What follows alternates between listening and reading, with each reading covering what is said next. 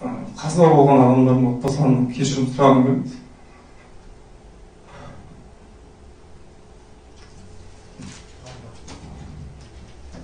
Қайырлы болсын. Сіздерге өте ауыр. Сіздермен бірге менің де жүрегім бар. Қайғыларыңызға ортақпын. Мені кінәлі деп танып жатсаңыздар, кешірулеріңізді сұраймын шын жүректен. Және жарақат алған адамдардан да кешірім сұраймын Адам Петровнадан. Алла дендеріңізге саулық берсін, шипасын берсін, жазылып кетіңіз.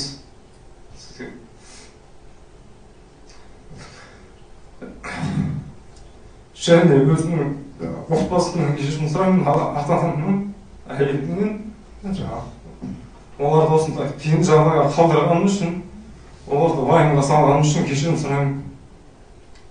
Сөз бергендеріңізге рахмет, құрметті сот мырза.